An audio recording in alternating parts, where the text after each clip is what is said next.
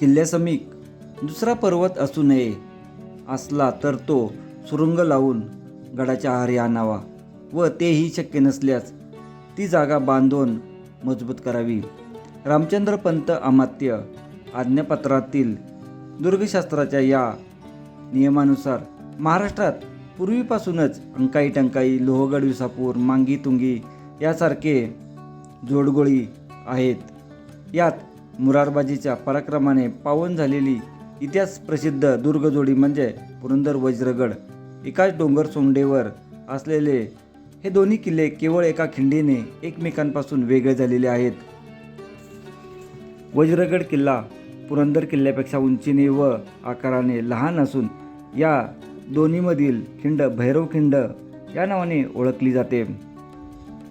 हे दोन्ही स्वतंत्र किल्ले असले तरी वज्रगडावर जाणारी वाट ही पुरंदर आणि वज्रगड यांच्यामध्ये जी भैरवखिंड आहे या ठिकाणावरून जाते. परंतु भारतीय लष्कराच्या अंतर्गत असल्यामुळे त्या ठिकाणावरून आपणाला जाण्यास बंदी आहे. पुरंदर हा वज्रगडपेक्षा उंच असल्याने त्यावरून वज्रगडाचा माथा पाहता येतो. पुण्याहून पुरंदर किल्ला 45 किलोमीटर अंतरावर आहे. गाडीने पुरंदर किल्ल्याच्या माचीवर येऊन मुरारबाजी देशपांडे पुतळा पार केल्यावर आपण पूर्व बाजूस सुटलेला डोंगर म्हणजेच हा वज्रगड.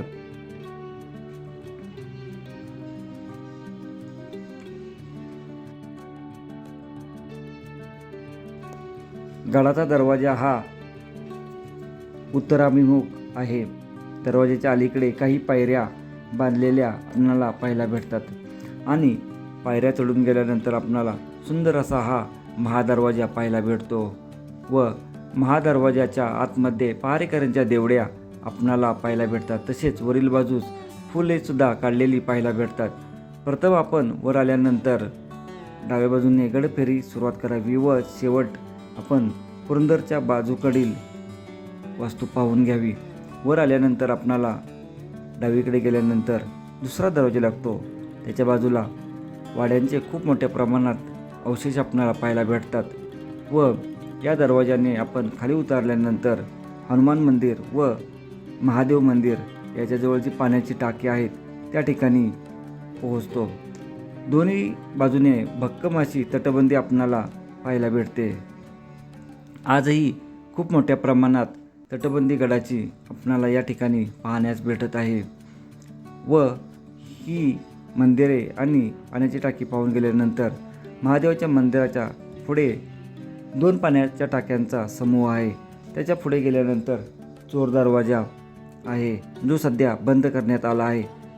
त्याच्या पुढे गेल्यानंतर शेवटच्या भागात जातो आपण. त्या ठिकाणी आपणाला बुरुज व त्याच्या खालील बाजूस अजून एक छोटा बुरुज व वाड्या व तटबंदीचे अवशेष पाहायला भेटतात. असे सांगितले जाते त्या ठिकाणी पूर्वी राजे उमाजी नाईक यांची तालीम होती व संपूर्ण गड पाहण्यासाठी आपणाला 1 तासाची वेळ पुरेशी होऊन जाते. समुद्र सपाटीपासून या गडाची उंची 4260 फूट असून पूर्व पश्चिम पसरलेला आहे. दरवाजाच्या वरील भागात डाव्या बाजूस पाण्याची 2 टाकी आहेत. या भागात मोठमोठे दगड एकमेकांवर रचून ठेवल्यासारखे कातळ सुळके पाहायला मिळतात. बालेकिल्ल्यावरून गडाच्या खालील भागात जाण्यासाठी लहान दरवाजा आहे. या दरवाजाने खाली उतरल्यावर कातळात कोरलेली तलावासारखी 3 पाण्याची टाकी आपल्याला पाहायला भेटतात. परंतु पाणी आपणाला ते पिण्यायोग्य नाही. वज्रगडच्या पश्चिम दिशेस म्हणजे पुरंदरच्या बाजूस असलेल्या टोकावरील दुहेरी तटबंदी बांधलेली असून टोकावरील बुरुजाची मडझड झालेली आहे. या बुरुजावरून पुरंदर किल्ला माचीवरील संपूर्ण प्रदेश नजरेस पडतो. गडाची तटबंदी आजही चांगल्या स्थितीत असून या तटबंदीत 5 मोठे बुरुज आहेत.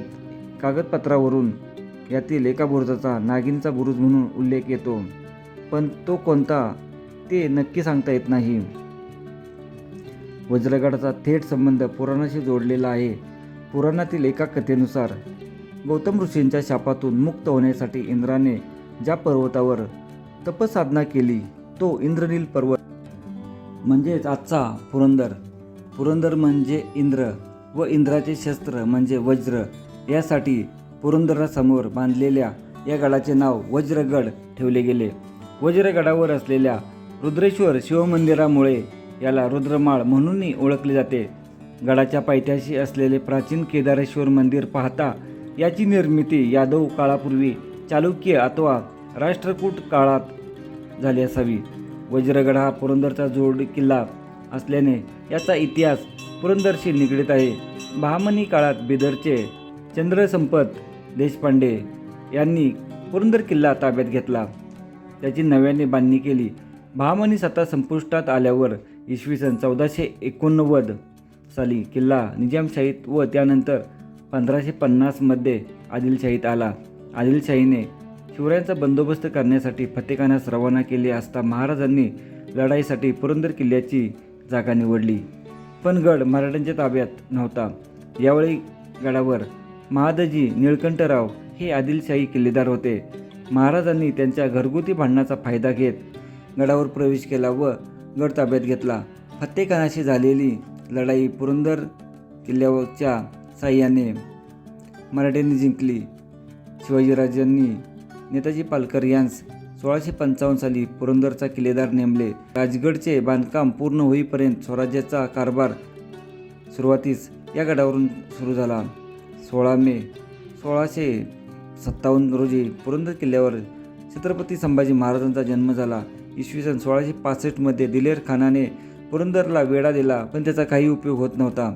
वज्रगड ताब्यात घेतल्यावर त्यावरून पुरंदरावर सहज तोफांचा मारा करता येईल हे लक्षात आल्यावर मुघल सैन्याने वज्रगडाची नाकेबंदी केली. यावेळी वज्रगडावर यशवंत बुवाजी प्रभू व त्यांचे बंधू बाबाजी बुवाजी प्रभू यांच्यासोबत 300 मावळे गडावर होते. दिलेर खानाने किल्ल्याच्या वायव्य बुरुजाखाली असलेल्या कपिलधार सोंडेवरून 3 तोफा व सैन्य गडावर मारा करण्याच्या टप्प्यात आणले. वज्रगडावरील मावळ्यांचा तीव्र प्रतिकार झेलत या तोफा वर आणल्या गेल्या. अब्दुल खान, फतेह लष्कर व माहेली या 3 तोफांचा मारा वज्रगडावर सुरू झाला व 13 एप्रिलला किल्ल्याचा वायव्य बुरुज ढासळला. मुघलांनी गडात प्रवेश केल्यावर आतील सैन्याने प्रतिकार केला, पण मुघल सैन्य जास्त असल्याने 14 एप्रिल 1665ला गडावर मोगल निशाण फडकले.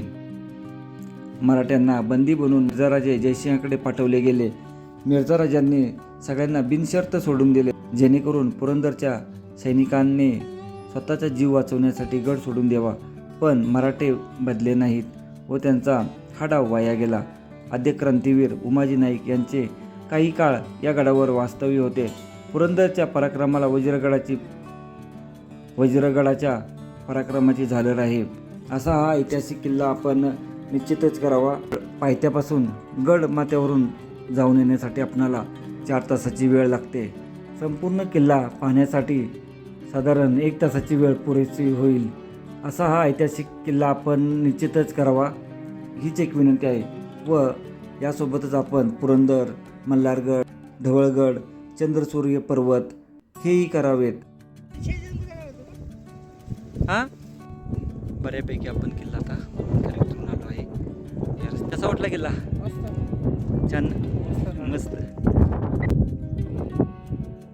ठिकाणी गावकऱ्यांचा देव असावा. 4 तासाच्या ट्रेक नंतर आपण आपल्या गाडीपाशी